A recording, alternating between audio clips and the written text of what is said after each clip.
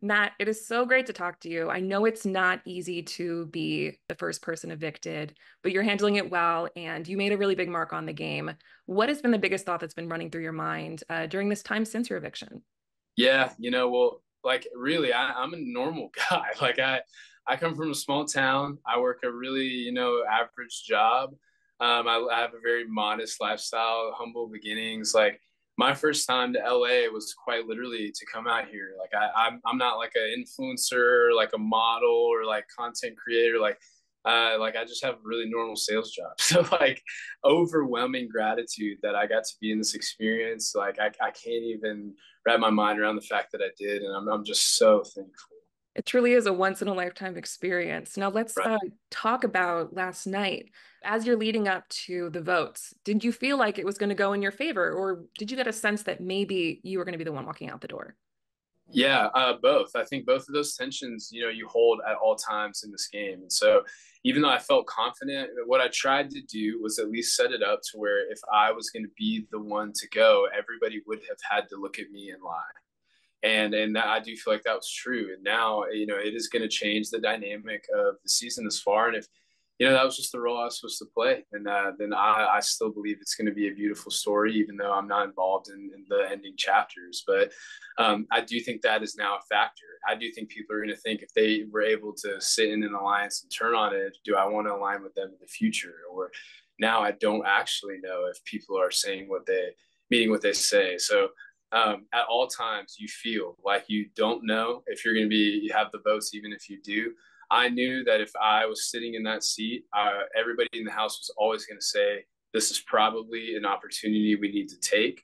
So I knew that that was going to be the case for me. All the last couple of days, in the house, you start to feel like when you enter a room, it's like people kind of, kind of like move. And I started to feel that. But, after watching, certain individuals like have a lot of these narratives in your mind that seems to not produce like the best version of you, I tried to just not do that. And so maybe I could have played a little harder. Watching, that happen was hard, but I still wanted to take it in the past couple of days, knowing that it could be me. I tried to just be like, man, I'm in the Big Brother house right now, and I'm thankful for that. I wanted to spend time with Makensy, knowing that like we may not get to do this, in a couple of days, and so yeah, you can hold both of those tensions at the same time. Who are you most surprised that didn't vote for you or voted for you to be evicted? Yeah, I mean, I'll give you both. Like, I am surprised with Lisa's vote. It's crazy. I got Lisa's vote solely off of Angela blowing up on her. Like, she probably would have voted with the House too. And so I was surprised that I got Lisa's vote. I know that the biggest one I'm probably surprised by was Rabina. I felt like we had something that we had communicated we thought we were playing for that's bigger in this game. And she was probably one I was most surprised by, and she had looked at me and had said that, because of our ethnicity and our heritage, that we're playing for something bigger. So seeing the fact that she dismissed that to just vote with the entire house, I was not expecting that. If you had made it through the vote or won AI Arena and you became the next HOH, what were your plans going to be? Who would we have seen as the three people on the block? Oh man, it would have been revenge tour. I would have basically I would have fought hard to win HOH and then said, "Hey, everybody, take the week off. Let's go tan. Let's go work out and let's have some fun. Because take it off. I'll take all the blood. I'm coming straight for Angela. Like no secrets. I mean, after all the last week of the ups and downs, people playing the game in a way we did not have to. I would have been like, "Yo, take it off. Let's just hang out." And let me get all the blood on my hands, and I'll go back and forth with her for as long as it takes.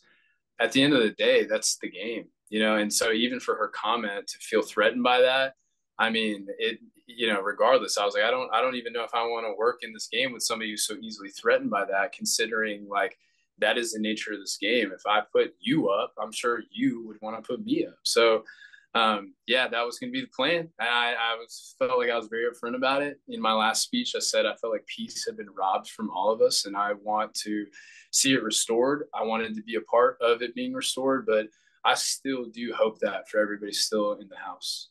Now let's talk about Angela. That was a big moment, a huge blow up. What were your thoughts in the moment? And now that you've had days to process, what are your thoughts now? Have they evolved or How do you feel? Yeah, they've evolved, but they've evolved comically. Like it was hilarious. Like from my perspective, she comes down and she's clapping, and like she had had a really rough couple days before, like, and she did not seem to be doing well mentally.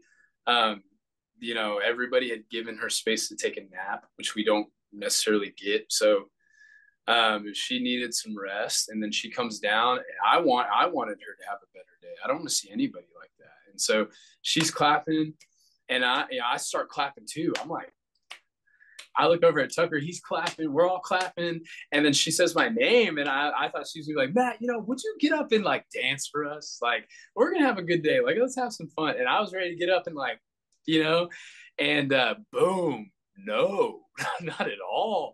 And so in that moment, like even like some of her disses, they were so like lyrically creative, like I couldn't even take offense to them. Like I kept catching myself like after, the dust had settled, being like, okay, like, yo, someone's like grandma told me on live TV to like take the words out of my mouth, shove them up my rear because they're, I was like, yo, this is crazy right now. Like, so, I'm like, but at the same time, the moment I was like, there's a lot of movement there, like out and then like in and then, up. So I'm like, I can't even take offense because it's just like so lyrically like create. I'm like, does Angela have a SoundCloud outside of here? Like, this is unbelievable. So yeah, in the moment, I like it has evolved. Like I just laughed because I'm like, that was crazy experience, man, crazy experience.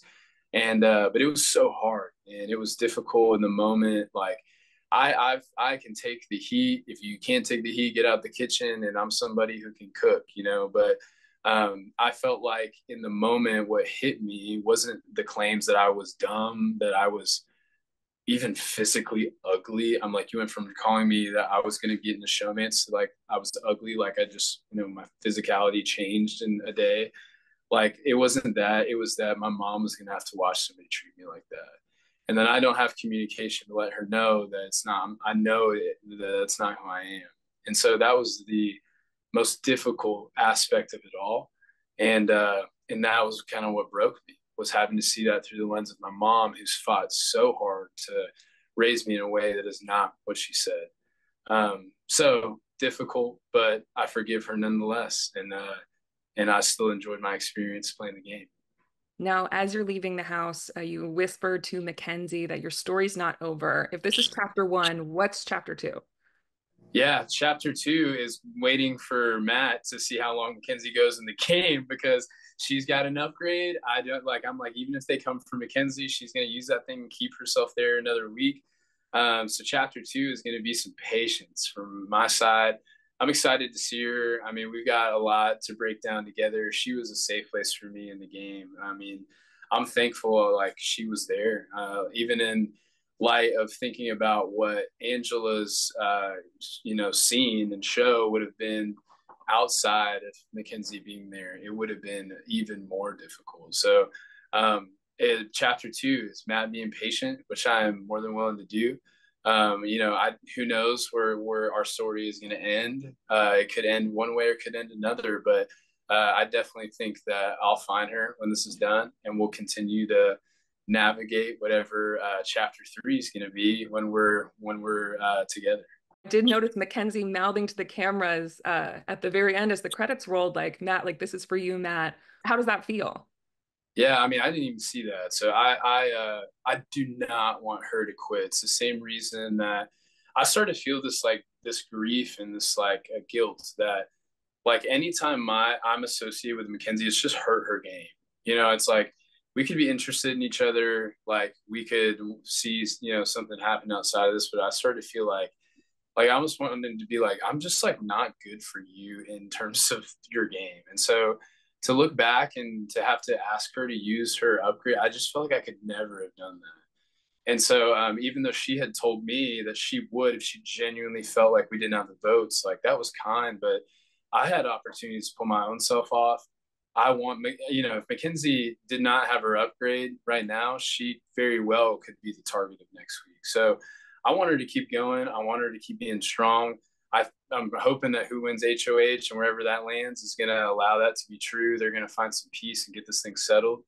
But I'm cheering her on, and I hope they get the opportunity to avenge me, and I'll be cheering them on, watching them do so.